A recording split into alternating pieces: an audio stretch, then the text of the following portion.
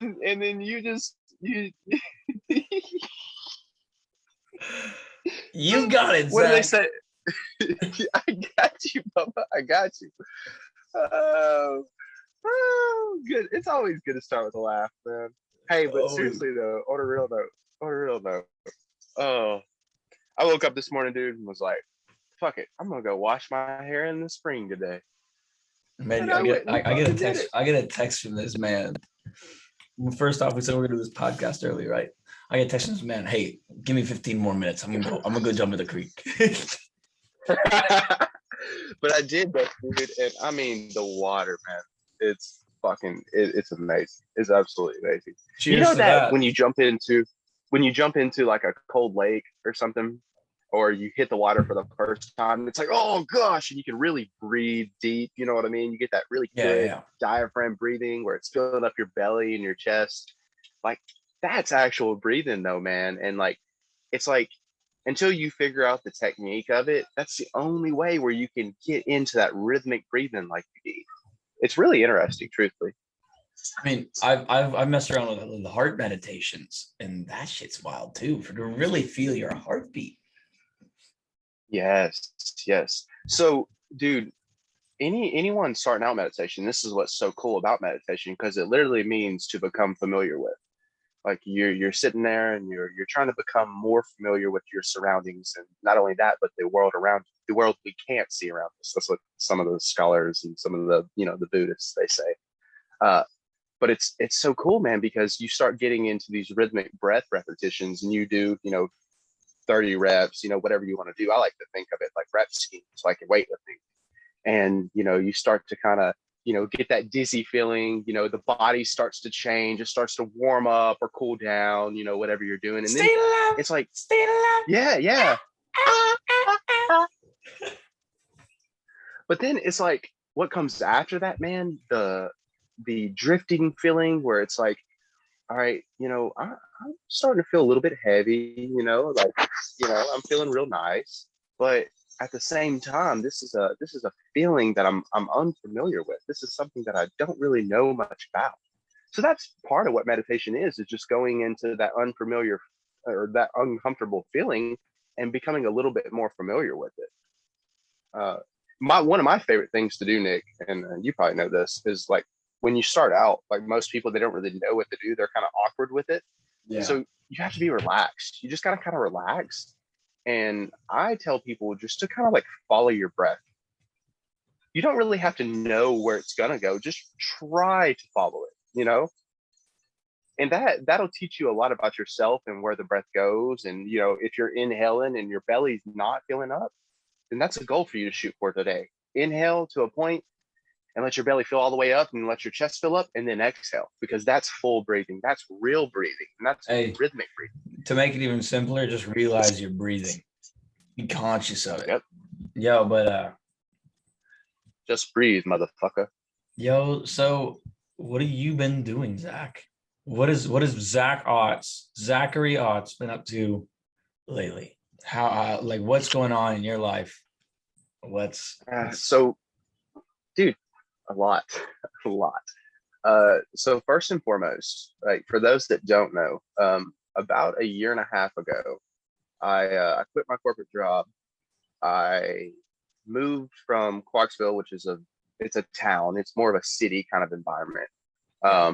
To back home to my hometown of White Bluff. I bought a tiny home and put a tiny home on a piece of property, and that's what I live. I kind of live out of like a little tiny house now, but it's so great because I live off in nature, and it's really given me the chance to reconnect, spend more time, with my dogs, and just get to find out who I am at the core of my being, who my spirit wants me to be.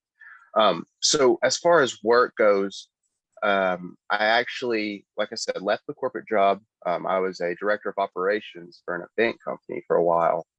I left that and came back home to become a carpenter. And Nicholas, you know this. I've been doing this for a little over a year now, so I'm getting pretty good at it. Um, but me and my dad, we just started our own carpentry company. It's called Otts Custom Carpentry. We do built-ins, we do decks, fences, all this cool stuff. But it's what's so cool about the carpentry, Nick, is the whole learning behind it, the whole culture behind carpentry, because people teach it very different ways. There's a lot of understanding behind it, and so I've been doing that. That's pretty much my job, I would say. But I really enjoy what I'm doing, and I'll get back to this later. But I think it's really important to make sure you're enjoying what you're doing. I mean, you got to, And then man. you have to, Nicholas. If you don't get anything else out of this today, enjoy what you do and love what you do. And if you don't, change it. Because I've been there before, Nick, and I'm sure you've been there before too, where you've done something just for the money aspect of it. And typically we get burned out on it. And I'm not speaking for everyone, but I'm speaking for myself. And I'm just one of those people where I want to focus my time and my energy on my purposes and my passion in life. And there's a saying that says, if you do what you love, you'll never work a day in your life. And I understand why they say that. It's because you love to spend your time and energy on it, Yeah. I love it. But that's work. I try to keep those separate. But as far as my passion and purpose right now, Nick, I volunteer a lot of time training some of the guys at the Hope Center in Dixon. And my cousin, he's one of the ones in particular that got me to start going, and he's on month 10 right now. So we've been training really hard, and I've developed this. It's like a 5-phase program, man. And I'm trying to, find ways to get more and more people to try it so I can really see if it works. Because you need to do it on, 15, 20 people and get the results with 15 to 20 people until you can actually say, okay, this works. This works. I know it's worked for me. I know it's worked for, 5 or 6 other individuals. So it's just, it's in its phase. But you go through these 5 or 6 different phases, man. When you get on the other side, you're just transformed physically, mentally, spiritually. And like I said, my cousin's on month 10 of it, month 10 of training. And just to be able to see the transformation in his life, man, the way he came from being 135 pounds to now he's 190 pounds, muscle. It's wild, man. And yes, big change in 10 months. People say you can't be done, but it can be done when a body is properly nourished. It's put in the environment that it needs to grow. And not only that, but the mind behind it is healthy. And I think that's the most important thing, man. It's a lot of this stuff, especially when it comes to, changing the world around you. It all starts with the thoughts, man. You change your thoughts, you change your reality. You change your thoughts, you change your life. That's right. But my question is, for someone who hasn't done any research into mindfulness, into presence, into becoming aware of their surroundings, where do we start? Where do we start? There's so much. Where do we start at, Nick? Boy, you know where we start. I do, but that doesn't mean everybody does. No, I mean, I think the first, as much as, 1 second, of course, he got kicked out, but I'm going to answer his question while that happens. Where we actually start is, we usually say it's the first step, but we usually say it's the first step that we're actually going to be. So jumping back in, Zach, I know you just got cut out. I'm answering your question. Basically, you just asked, where do you start? And the simplest answer is we usually say it's the single step forward. But I think even before that, you have to want to start and you have to be ready to start. And that's a tough road to take, because you can get so comfortable in any sense. And that's one of the, I'm gonna jump into what I've been doing lately, is because I think I've been an interesting creature among the people that I know, a lot of people that I know, because I know a lot of people have done stuff like I have, but I think I like to, as much as I don't like it, sometimes I throw myself into some really uncomfortable situations because I want to see myself grow. Because that's definitely where I grow the most. Just like this summer, I moved to Houston and did door-to-door pest control sales. And the main reason was to gain sales experience, because right now I'm about to start training to be a real estate agent. And without doing this, I wouldn't have even gotten this opportunity. But I mean, when you throw yourself into those uncomfortable situations and you prepare for it, and you're like, I have to do this, or I'm going to take action. That's a state of being. That's a whole different situation, because like I'm someone that if I start something, I'm going to finish it. If I'm going to start a year of gymnastics, I'm going to finish it. If I start a year of cheerleading, I'm going to finish it. If I commit to something, I'm going to finish it. And even like I can say I went through fucking hell this summer, like mental breakdowns, questioning myself, questioning why I was doing it. Like, I mean, I went from anywhere. We were talking about this because yesterday, an area near Zach flooded ridiculously in Tennessee, man. And when I was out there in Texas, I remember the first week my buddy, we had one of my roommates, Gunnar Bolda, who's awesome dude, who eventually I have on this podcast. He just understands psychology better than most people that I've ever met. But remember one of the first day that we're out there, dude, it started, I'm talking, I was in this neighborhood. It wasn't the nicest neighborhood. And randomly, it was like a 20% chance of rain, man, which means we're gonna be hit by 20% of the storm. And I'm talking, the streets had 2 to 3 feet of water in them. Lightning strikes for 2 inches away from us. Like I had an umbrella, but half these kids didn't. They're just getting soaked and ruining their iPads. And I'm like, and I was like, I remember I was walking down the street. I'm like, dude, I'm fucking doing this. And I remember I was sitting there like cowering, to be honest, cowering underneath someone's awning and their front deck, because like it was so bad. I was like, this is fucking crazy. Why am I doing this? And then I saw I saw a guy on my team got a sale. Then he got another sale. Then I got another sale. I'm like, how am I letting this kid in the same environment I'm in, not miles from me, do better than me? And so I remember walking in the rain singing "Bitches Love Sosa." I'm like, "Bitches love Sosa." Oh, just like laughing maniacally. I'm doing this, and I would knock on people's doors, and I would be like, "Hey, how you doing?" They're like, "Dude, what are you doing? What the fuck are you doing out here?" And I'm like, "Selling pest control." But shows you're committed, brother. But it would range from that to like the hot. I remember 97 degrees at least, and feeling like 109, 110.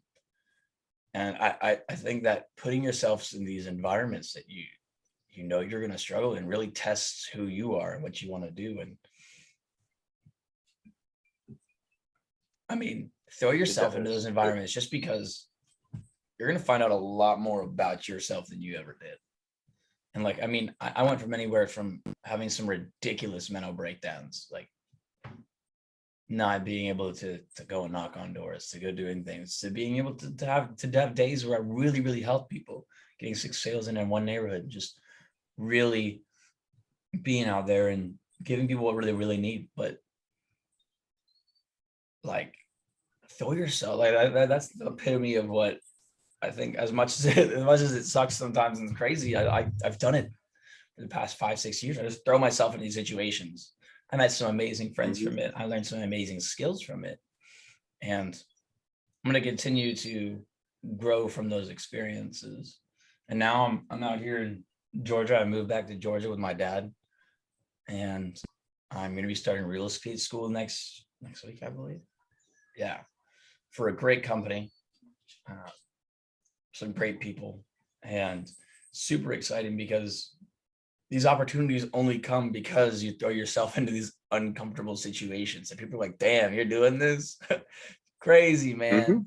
And I think that one of the craziest things too is I continue to meet these really cool people and all these different things. And have you noticed, Zach, that there's so many people doing podcasts right now?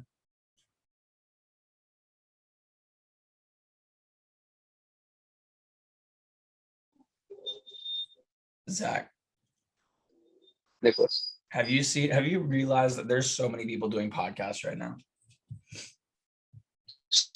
so many, and not just podcasts, Nick. Have you stepped out of their current occupation, and they're actually going and trying to do what they love?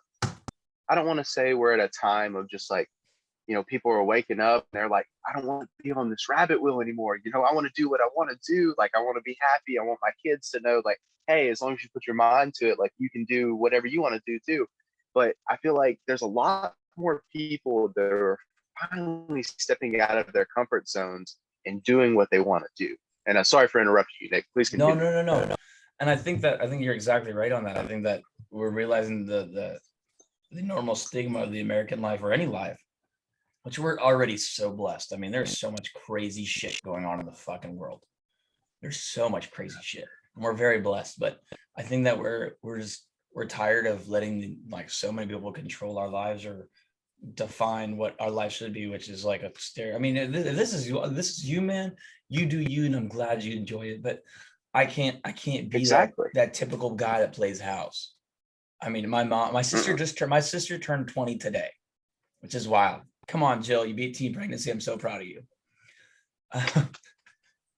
But my mom was like, what's crazy is when my mom was my sister's age, she was married. When my mom was my brother's age, she had me.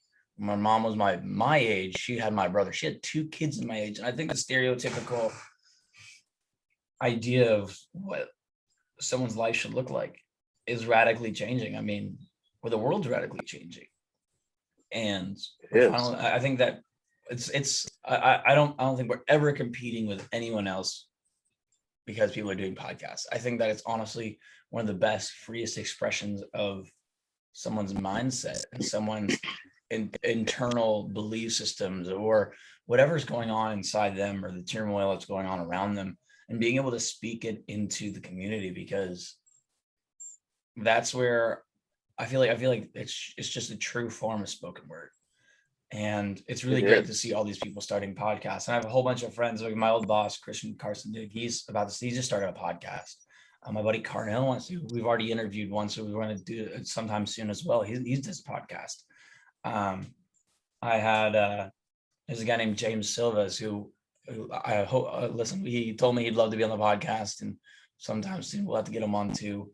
And he runs a podcast called Be the 1%. And there's so many people just out there trying to speak their own truth or help others in different ways, or speak the truth about the world, or their own whatever their passion is. And I think that honestly, it doesn't matter how many followers or how many subscribers or any shit like that. It's just being able to get that word out. Take action.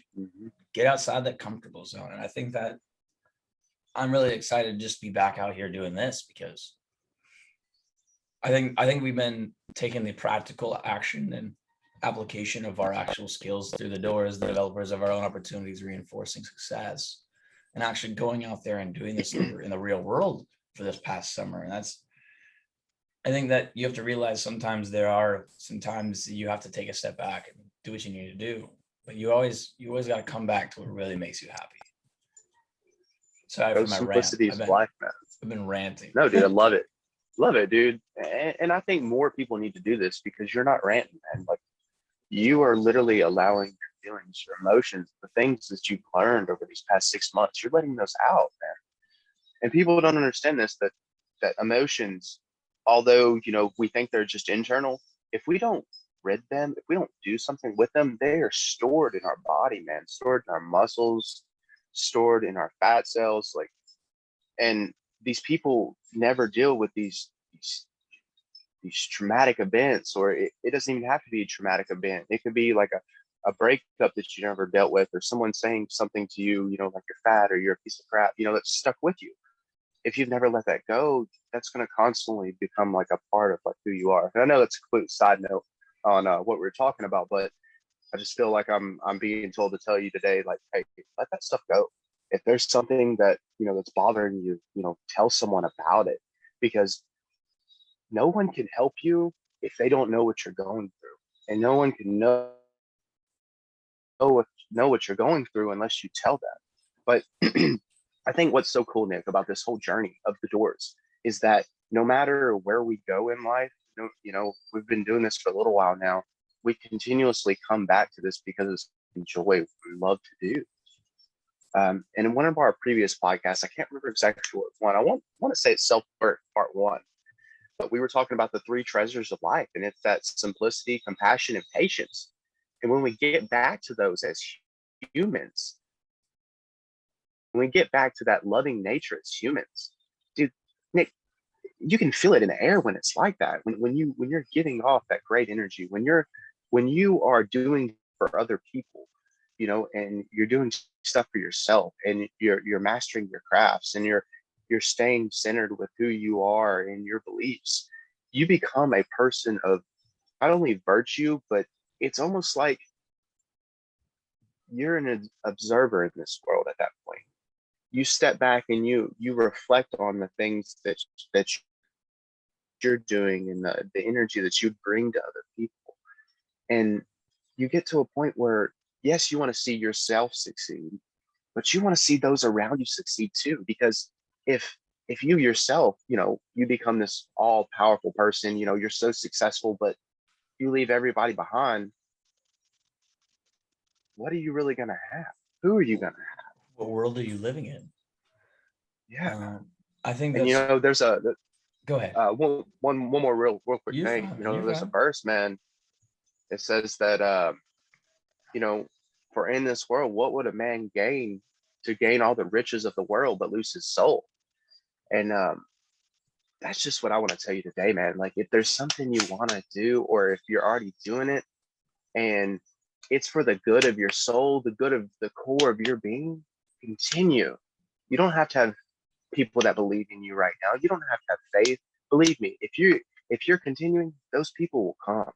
Those people will come. Unknown friends will come and find you. But you just got to take a step into that unknown nature. Get into that uncomfortable zone where you actually grow. And I think that's one of the wildest things, is that, like, as much as I didn't focus on the doors this summer, we started with a team of 16 out there, man, in Texas.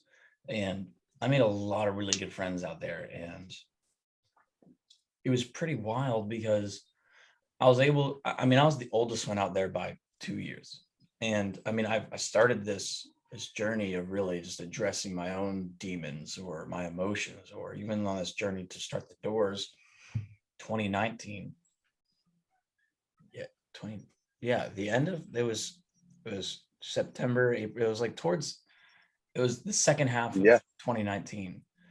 And I just think that the amount of growth that I've had since then is wild. And subconsciously, I take a step back sometimes and try to help others from just seeing the standpoints of the things that I've gone through now. I had several people, man, I was with: TJ Ramos, Gunnar Volda, literally just my buddy Derek Stark, Jared Sanchez, Zachary Solis. There's a whole bunch of these guys that I was just with, and Yeah. I just got to take a back seat and really see, like, because as much as I struggled, they struggled, and Mm-hmm. to have a positive influence that could just be like, hey, look, dude, I know you're struggling.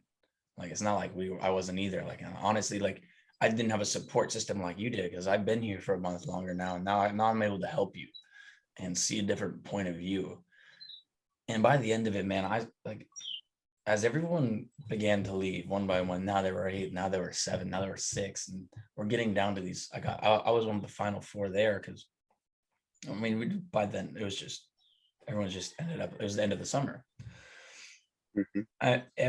Like, a whole bunch of these guys would just come to me and be like, man, like, you don't know the difference you made in my life. You don't know the difference in the mindset that you gave me. And I really appreciate you, because I think one of the things that I bring to a situation is I've realized that a really good leader provides sympathy and empathy. And there's many more aspects to it, but making sure you're understanding where someone's coming from, addressing it, being like, hey, that your thoughts, your emotions do matter. Don't discount those. You have to realize the things that you're actually doing positive.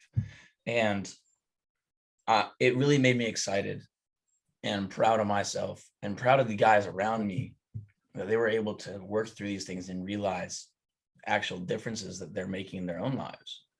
And it kind of made me realize, like, dang, I really, as even if I'm not doing the podcast, even if I'm not doing this online form of communication, I'm putting these applications in real life, and I'm helping people really discover their potential. And that was one of the most beautiful things, because I can bring that anywhere. And I just want to keep, I'm like, I'm going to a small business meeting with Carnell this next week. I want to start implying these things to the community, being able to just reach out and try to help these people. And so it's just, but that's what it's about, man. That's what it's about. Because look, it's not just, as much as we always say, it's a movement, but it's the outward porridge of who we are, and helping the world. Yeah. Dude, and it's so funny that you said that, the outward porridge of who we are. So, I've been talking to you about like all this self-talk, and really, when we start to dive into who we are, those are the first questions that we need to ask is, who are we not? Who are we not, so we can figure out who we are. And I remember, dude, when me and you first started the DOOORS 2019, man, it was kind of on a whim. But the reason why we did it is because that we had so much that you and I needed to express emotionally, that we believed that there was, something that we could give back. And that's what you need to find is, in what way can I give back to society to achieve my utmost potential? Because in giving back, I'm going to be able to find out who the fuck I really am. And man, it's such a blessing, because I've been able to sit back and, do these meditations and these breath works and ask myself these questions. And one of the ones that kept coming up here recently is, why do I train? I've been training martial arts for a while. I've always talked about this been morning. in the gym. Me and him talked about this morning too. So yeah. So it's, I know a lot of you out there, you asked yourself the same thing. Why do I train? Why do I do this? And sometimes it's money. If it's money, then it's temporary, it's motivational, it burns out. People make it last longer. But for me, it's a form of inspiration. For me, like Nicholas just said, it is an outward expression of my soul and my core, my being. And that's why I train. And Nick, I've been telling you, like, I've been training a few people, and more kind of in the lines of martial arts now too. I've been really getting good at expertise of that. So I've seen myself being put in situations where I need to help.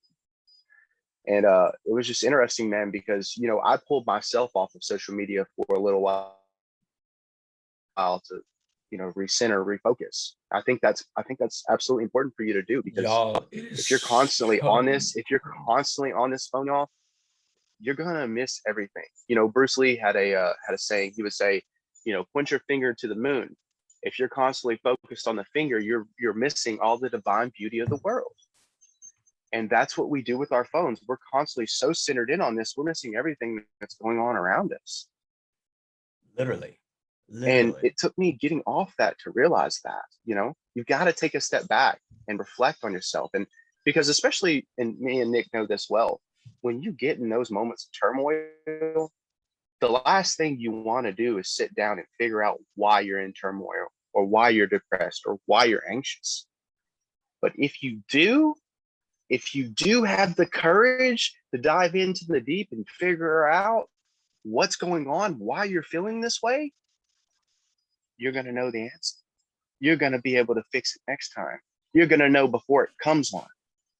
That's why I train. That's why I do what I do.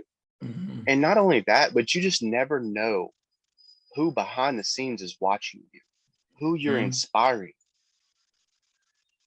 And dude, I will say, one of the things that he talked about is, I mean, that quote by Bruce Lee is fantastic, because I was telling a lot of these guys out there too, is one of the most important things you can do is find something about your job or something that you do that has nothing to do with it you enjoy.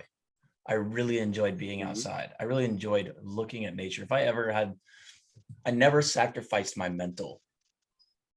I might have sacrificed some of my mental in the job, but never sacrificed my mental stability for And that's so important because you guys, your mental health is one of the most important things you guys can have. It But is. And sorry for interrupting you, you're Nick, fine. but when we talk about stability, Nick and I, we really try to narrow him down to, 4 disciplines. And that's, physically, mentally, and sorry, 3: physically, mentally, and spiritually. But I always add in financially because it's something this is just something I like to keep track of. Well, But you're in good shape, or at least you're healthy, you're eating good things. The mental exactly. part and the spiritual part is that's on you. Yeah. But go ahead, Nick. As much as I completely agree, and as much as that's the truth of the society we live in today, is as creatures, as human beings, as animals, as beings on the planet Earth, if you just stripped away everything, money means nothing. And I think a lot of people It's a chase piece of money. paper. A lot of people chase money because it allows you to be financially stable. It allows you to have these nice things, which is great. And I think that we like, it's not a bad thing to do at all. Like, you need to be able to do it, but No. you need to be able to take a step back from that as well. And you need to be able to enjoy the planet, the earth, the life we live. And because that's like, if you take a step back from society and all these things, you reduce a lot of the stress that goes on in your life. Of course, financially it's a huge stress. So finding something where you can grow, and you love to do, and you're passionate about, that's great. But find some time to really dive down into what kind of being you are. And that brings so much more happiness than you could ever think. Just sitting, walking outside and be like, damn, it's a beautiful day. Damn, I'm thankful for the family I have. Damn, I'm thankful that I'm able to eat today, because there's so many places around the world that are, many of these people do not have the luxuries that we do have in the US and some of these more developed countries. Yeah, especially right now with everything that's, you know, Taliban just overtook their government. We don't talk about politics and religion mostly on here, but it's sad because there's people that are dying right now. People that are 2 towns away in McEwen and Waverly. Prayers go out to you guys. They're underwater. It's not normal for them today.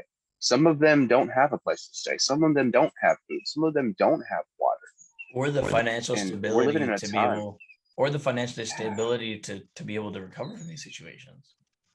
Well, we're living in a time, man, where we're not kind to one another anymore. And we're definitely not kind to ourselves. So we just got to get back to that. We're more kind, we're more loving. But the thing is how do you do that when you're in a state of flight or flight constantly?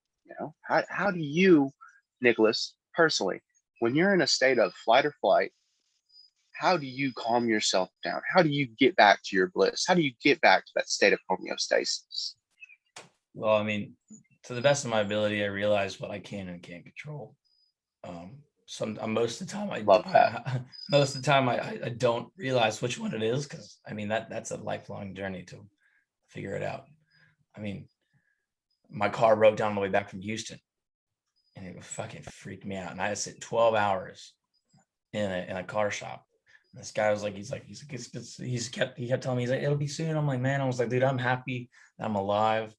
I just got a dog, and his name's Ace. And I was like, I'm glad me and him are happy and healthy. I was like, as much as this sucks right now, like, I really can't complain. It could be much worse. See, I'm so proud of you in that situation. Sorry for interrupting your story, dude, but I'm so proud of you for in that situation, dude, where you could be angry, you could be pissed off. You choose gratitude, and you found a way somehow to express gratitude. And that right there is what this journey is all about. Because 2 years ago, I guarantee you'd be flipping your shit. Dude, I know I would. And I still flip I'd be my like, shit. what the, I'm gonna bite your head off, car, kick it, all this stuff. But no, it's like, it really is you're able to take a back seat to that emotion. It's almost like you're standing on one side of the street and you're watching that thought go by, and you're like, I don't think I'm gonna entertain that right now. I'm just let that go by. I'm gonna keep being, my happy-go-lucky self. I ain't letting this this little thing ruin my bliss. And I Mhm. love that, dude. That's a proud moment. And that's a win for you. Well, Go and ahead. Please it's continue your hard story too. though. It's hard too because honestly, I think that we get most aggravated with the people that we do love because we think that they understand us. That's a whole nother topic, honestly. But I just at the end of the day, you got to pick gratitude over anything because that guy down there at that car shop, he was just so thankful. He's like, man, he's like, thank you so much for being patient. He ended up giving me a discount and everything. Like, if you show gratitude, the people are so much more likely to help you because that's where the ultimate truest form of self comes from. And people understand gratitude a lot more than they still understand hate. Yep. They do. They do. Gosh, yeah, dude, we have so many topics, so many people, so many ideas. There's some cool ideas coming, man. And I one of the greatest things that I think that me and Zach could ever tell y'all is stop putting labels and restrictions on whatever you want to do, and just do it. Yeah. Because The world, yeah, dude, truthfully, the world's going to judge you no matter what you do. So do what you want anyway, be real with who you are and be real with the people around you. Because if you tell them the truth, man, you will never have to remember another lie that you told. there you go. Hey, and honestly, let's start to wrap this up. But we need to start as a society. I mean, me especially. I just think that we need to start doing better, man. We need to start doing better. We have a lot going on in the next years and decades to come. I want to leave this place better than I found it, and that's really hard to do at the moment. But as our generation is starting to become adults, as anyone who's listening is starting to become older, start to try to find some of those things that you can take responsibility for and help others, help the environment, help your community in any way you can, because we're going to need it more than ever. And remember, guys, I know they always say that one person can't make a difference, but I'm here to tell you that one person can. It's not about luck. It's not about giving up. Times are going to get tough, but you stick to your game plan. And when it does get rough on you and you're getting knocked down, you're getting bullied, you're getting beat down by the world, get back up. That's just Lean on me, Nick. when you're Yeah, not when you're not strong, brother, I'll be your friend. I'll help you I'll help you carry on. Oh, It won't be long. but dude, till hey, I'm that's why we're gonna the developers of our own opportunities. somebody to lean on. Listen, find those people, create that environment. That all Come comes. That all on, comes from brother. gratitude. Gratitude.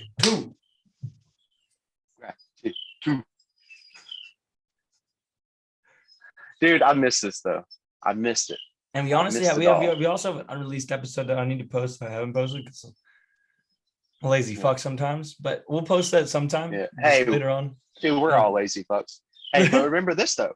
We're all lazy fucks, but he who blames others has a long way to go. He who blames himself is halfway there. And he who blames no one has already arrived.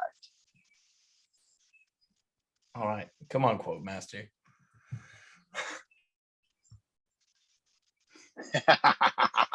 Getting better at it. Getting better at it. Yeah. As you are, fellow life transformation specialist. Thanks, bro. But dude, this is the thing.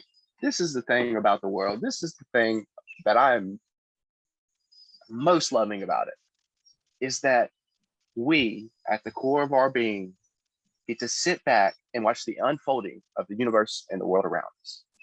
Who else gets to say that?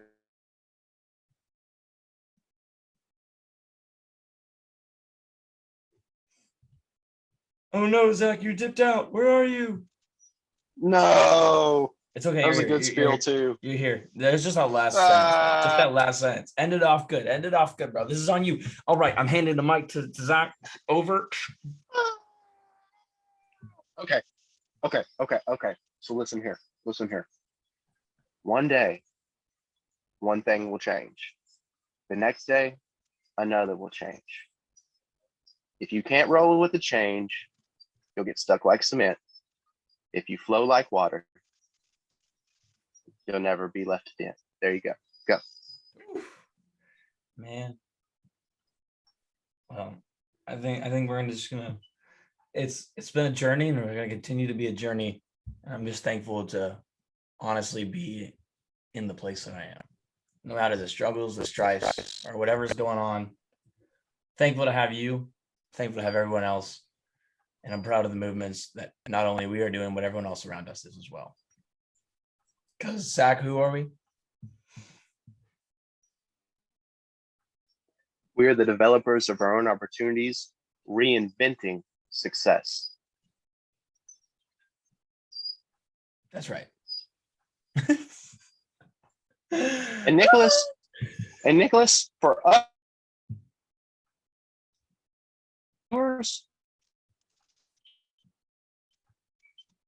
What did you what say? will we be to our Okay. goals? What will we be to our goals? I said, what will we be to our goals? What will we be? We won't be nothing because we're already there. It's the art of the process, bro. Well, y'all, thank you so much. Just this is going to be a lifelong process, and we couldn't thank you so much more for the support of you guys listening, or just honestly, even to hear my own voice and to have the support of you, Zach. And I know that I support you wholeheartedly as well. So I'll see y'all next week. Deuces. Peace.